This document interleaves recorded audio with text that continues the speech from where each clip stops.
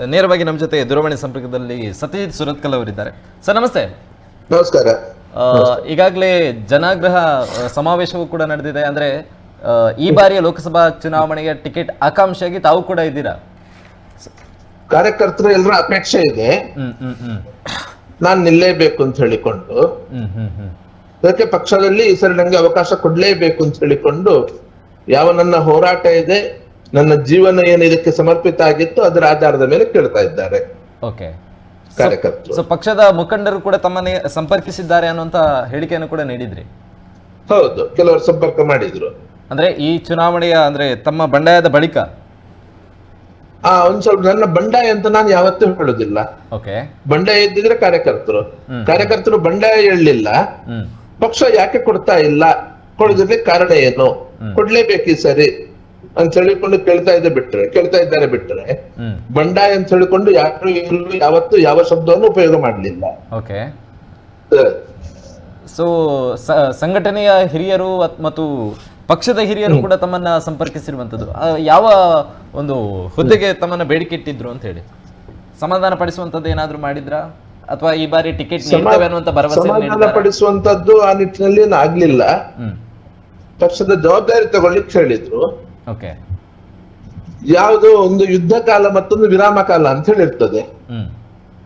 ಆ ಸಮಯದಲ್ಲಿ ನನ್ನ ಹಿಂದಿನ ಜೀವನ, ನನ್ನ ಹಿಂದಿನ ಏನು ಇಲ್ಲಿ ನಾನು ಹಾಕಿರುವಂತ ಶ್ರಮ ಏನಿದೆ, ನನ್ನ ಕೊಡುಗೆ ಏನಿದೆ, ಇಲ್ಲಿ ದಕ್ಷಿಣ ಕನ್ನಡ ಜಿಲ್ಲೆ ಇವತ್ತು ಹಿಂದುತ್ವದ ಭದ್ರಕೋಟೆಯಾಗಿ ಬೆಳಿಲಿಕ್ಕೆ, ಬಿಜೆಪಿ ಅಭೇದ್ಯ ಕೋಟೆಯಾಗಿ ಬೆಳಿಲಿಕ್ಕೆ ನನ್ನ ಕೊಡುಗೆ ಏನಿದೆ ಅದನ್ನೇ ಗೌರವಿಸಿಕೊಂಡು ಚುನಾವಣೆ ಇಲ್ಲದ ಸಂದರ್ಭದಲ್ಲಿ ಅಕಸ್ಮಾತ್ ಏನಾದ್ರು ಕೇಳ್ತಿದ್ರೆ, ಮಾತಾಡ್ತಿದ್ರೆ ಯಾವತ್ತೂ ಸುಲಭದಲ್ಲಿ ಇದು ಬಗೆಹರಿತಾ ಇತ್ತು. ಖಂಡಿತ.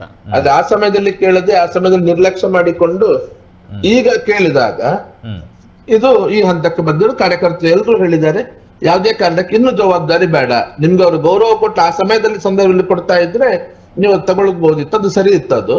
ಆದ್ರೆ ನಿಮ್ಮ ಬಗ್ಗೆ ಯಾವುದೇ ಗೌರವ ಇಲ್ಲದೆ ನೀವು ಇಷ್ಟು ಕೆಲಸ ಮಾಡಿಕೊಂಡು ಮತ್ತು ನಿಮ್ಮನ್ನು ತುಳಿಯುವಂತ ಪ್ರಯತ್ನ, ನಿಮ್ಮನ್ನು ಹೊರಗಿಡುವಂತ ಪ್ರಯತ್ನ ಮಾಡಿದಾಗ ಇನ್ನು ಯಾವುದೇ ಕಾರಣಕ್ಕೆ ನೀವು ಆ ಸ್ಥಾನಮಾನಕ್ಕೆ ನೀವು ಒಪ್ಪಿಕೊಳ್ಳೋದು ಬೇಡ.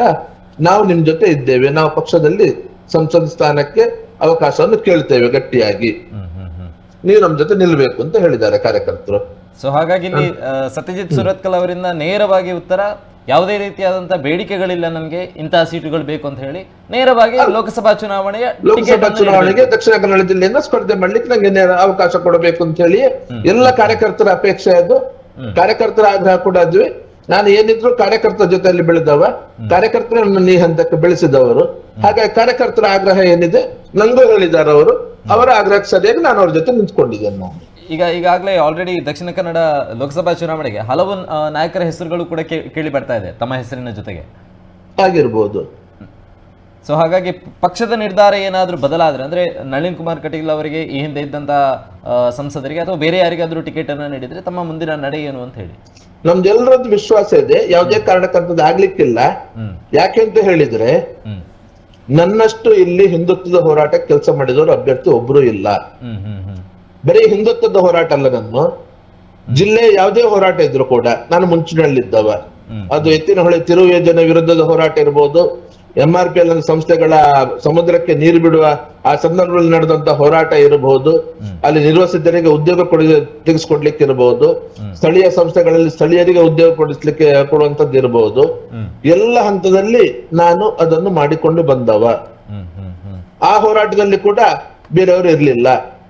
ಮಾಜಿ ಸೈನಿಕರಿಗೋಸ್ಕರ ಕೂಡ ಇವತ್ತು ಕಳೆದ 10 ವರ್ಷದಿಂದ ನಿರಂತರವಾಗಿ ನಾನು ನನ್ನ ಕೊಡುಗೆಯನ್ನು ಮಾಡ್ತಾರೆ. ಆದ್ರೆ ಅದನ್ನು ಇದಕ್ಕೆ ನಾನು ಹೇಳುದಿಲ್ಲ, ಯಾಕಂತ ಹೇಳಿದ್ರೆ ನಾನು ಇದಕ್ಕೋಸ್ಕರ ಮಾಡಿದವನೇ ಅಲ್ಲ, ಈ ಸ್ಥಾನಮಾನಕ್ಕೋಸ್ಕರ ಯಾವತ್ತೂ ಮಾಡಿದವನೇ ಅಲ್ಲ. ನಾನು ಸಮಾಜಕ್ಕೆ ನನ್ನಿಂದ ಏನ್ ಕೊಡ್ಲಿಕ್ಕೆ ಸಾಧ್ಯ ಇದೆ, ಏನ್ ಮಾಡ್ಲಿಕ್ಕೆ ಸಾಧ್ಯ ಇದೆ ಅದನ್ನ ನಾನು ನನ್ನಷ್ಟಕ್ಕೆ ನಾನು ಮಾಡ್ತಾ ಇದ್ದೇನೆ ನಾನು. ಆದ್ರೆ ಈಗ ನನ್ನನ್ನು ಬೇಕು ಅಂತ ಹೇಳಿ ತುಳಿಯೋ ಪ್ರಯತ್ನ ಕಳೆದ 6 ವರ್ಷದಿಂದ ನಡೆಯಿತು. ಹಾಗಾಗಿ ನಾನು ಒಂದಷ್ಟು ಗಟ್ಟಿಯಾಗಿ ಇವತ್ತು ನಿಲ್ಬೇಕಾಗಿದೆ.